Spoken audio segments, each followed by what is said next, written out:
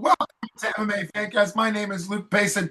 Welcome back to everyone who is already a subscriber to the MMA Fancast YouTube channel. If you're not already a subscriber, please subscribe so you can see more great interviews like the one coming at you right now. It's always an honor to have this returning guest on the show. I call him the champ.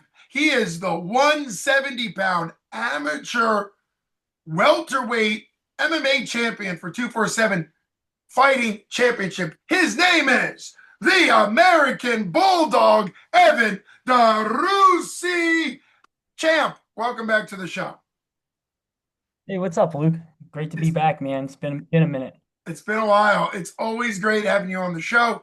And one of the things that I love about MMA and just martial arts and combatant sports in general is there's a lot of different opportunities out there. So we're actually going to be talking about the first ever 247 Cage Grappling at the Venue event, just a couple days away, at the brand new Sunny Days Arena at the Venue. They've had one MMA fight there a couple weeks ago, and now they're having their first grappling. And it was announced just a couple days ago that you would be, as the 247 reigning welterweight MMA champ, you have the opportunity for a super fight, a matchup, submission only grappling. How did this all come together, and what makes you say yes to this?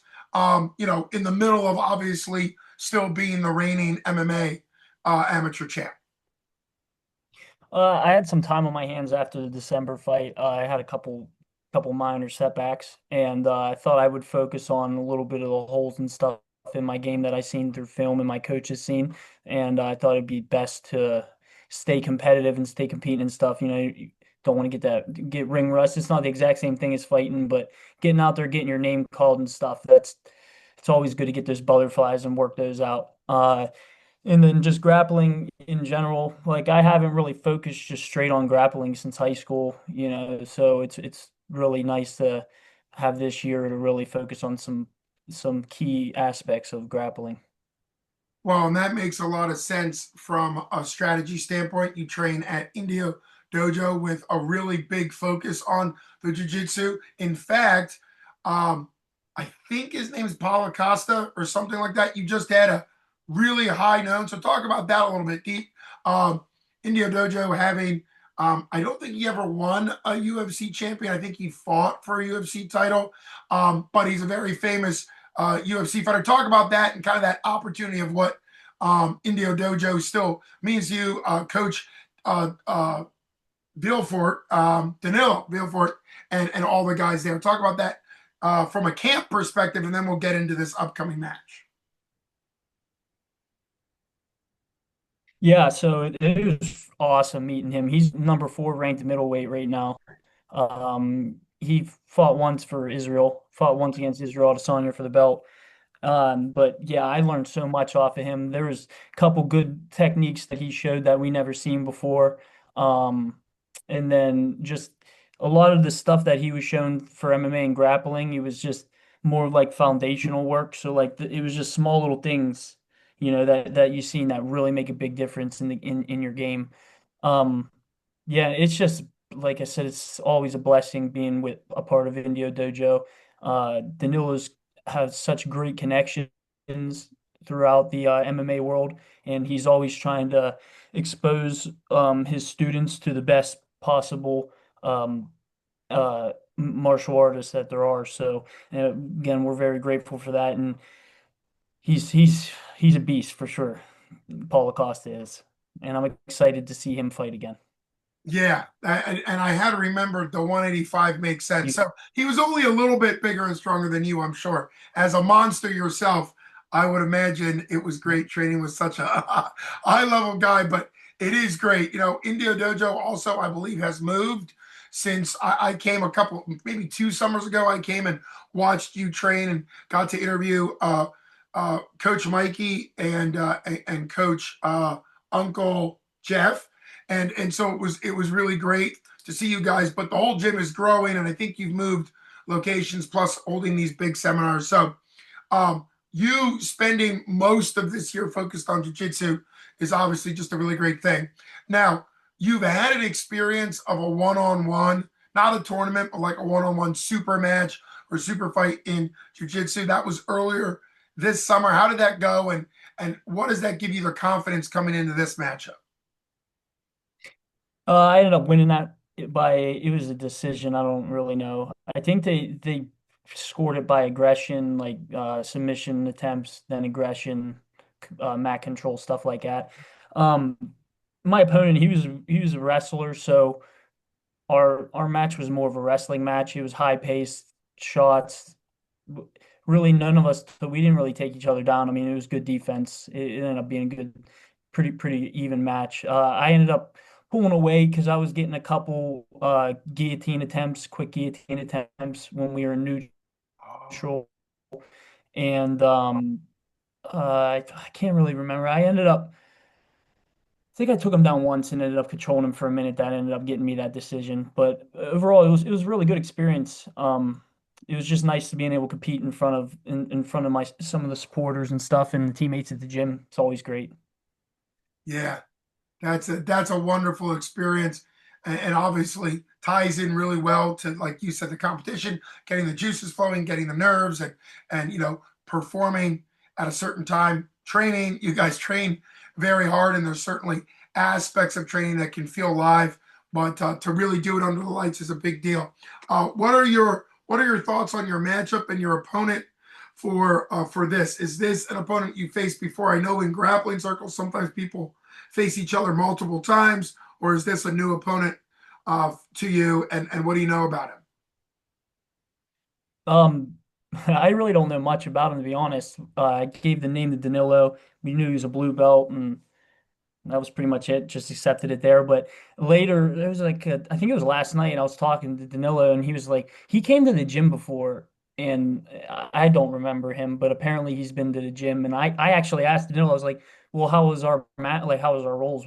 Was I winning or what was going on? And he goes, yeah, you were handling him pretty well. So that's real nice. And I'm not looking past him because obviously he's at another gym. We haven't seen each other for a couple years, so I'm sure he picked up some good techniques and stuff. And I did look him up a little bit. He has like 42 matches on wins or something on what is it, Grappling Industries. They keep track of that or Smooth Comp, something like that. But so he's competing and stuff. Yeah, so I'm excited. I think he's going to be a really good opponent. And I was reading in the contract, they're offering $100 submission bonus. So I would expect a high pace match for me because I'm going to be going for it. Oh, that makes sense. That's great. I know that when 247 does a grappling matchup within the 247 Fighting Championship cage, which for you is like home, you fought, on the MMA side of things, but I think that does add a more exciting environment for grappling because you end up using the cage walls a little bit. It just feels a little bit different. But it's always a submission only matchup, but yet there is a decision option. So it makes sense that they're doing the $100 finish bonus because that's always an exciting thing to see. That was something that I'm really excited about being able to grapple for 247 is it's in a cage. Because Mm. Fight to Win wasn't in a cage. And like I was controlling most of that match and I was pushing them off. I was controlling the center and we were on like a platform. So if I would want to commit to a takedown, a double leg run my leg, like, I'm going to put them off Mhm. the platform. I'm not doing that. I'm not going to hurt, hurt somebody, put them off the platform. So it's really nice that we get to use the cage. I'm excited for that for sure. Well, Champ, you just really put together a question I was getting to before I even asked it, which is what are the tactical advantages to being in a cage? And I would say that's actually the reason why they first started using a cage over it would have been a boxing ring, is because if you go back far enough in MMA, you can actually see videos of MMA, big MMA fights being, and Pride always was, and others. And there were times with a double leg or any type of attack both opponents would go right through the boxing. There were some famous ones where people fell out and had to get restarted, all types of stuff. So the cage is really, even though people sometimes think it's more about the striking, the cage aspect is actually more about the takedowns, giving something to pursue to. So from your experience, that would make perfect sense. And that's what I think makes the MMA grappling and also the cage grappling a little bit more exciting because there's different looks when you're on the wall. For example, um, sometimes there's a defense advantage to using the cage to stay up. A lot of people split their legs, get heavy on one side, things like that. Something that you practice all the time, but very exciting. If you were to say, no, I don't want to get into game plan too much, but if you were to hit, here's a great question for a grappling. If you were to hit like a once in a lifetime submission, so I'm talking like something you know and you drill, but is not necessarily something that you ever expect to hit in competition. Uh, I don't, I'm not going to say twisters are legal. You'd have to look in your contract, but something along the line of like something that would be more rare. We just saw a professional MMA fight. Bronco Busick, man, is he a great guy? He just won a pro MMA fight with a ninja choke. So there's some jokes and some things out there that are not necessarily as typical. What would kind of a dream, a unique submission win be Saturday if for some reason you fell into something super like unique? So when people pull guard at the gym, sometimes we don't have too many people that pull guard, but we do have a couple really good uh, people that play guard. They're really good at it, and that's great, because we have every single look you would want. Mm. We have great wrestlers. We have great people that are great at defense, people great at offense, good at guard pull and all that stuff. So when we work the guard pulling, there's a flying triangle that you can hit from there. And I've been working that, but I'm not really great at it. But like imagine it in mind. I'm like, yeah, that's the move right there. That's when they say 50 G's, Dana, that's the one right That's there. it. Okay. No, that makes sense. I mean, if we go back, it's probably been close to 10 years now.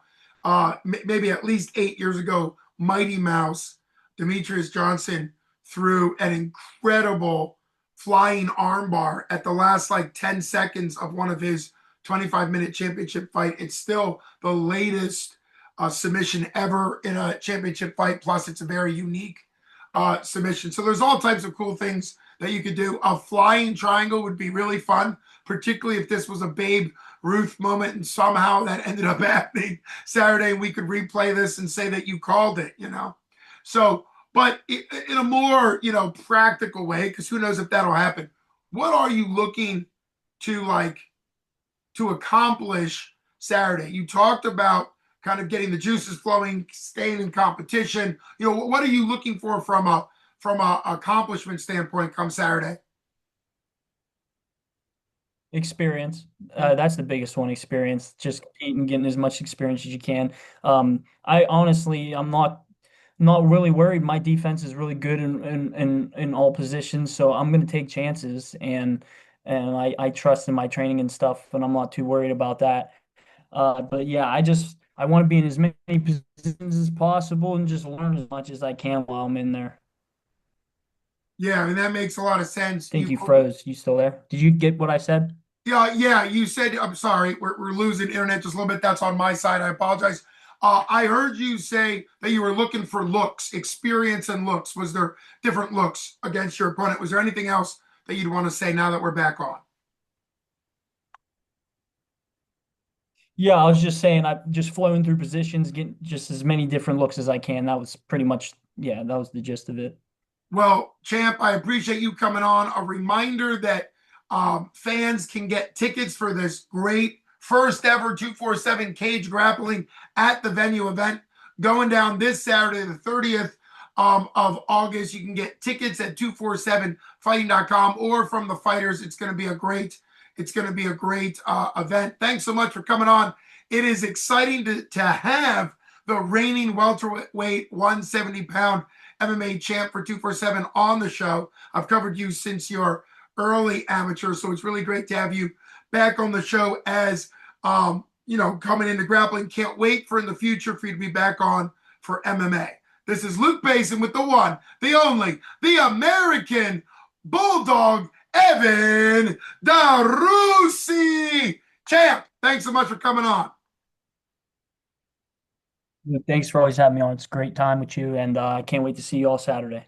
Can't wait to Saturday, August 30th, 247 Fighting Championships.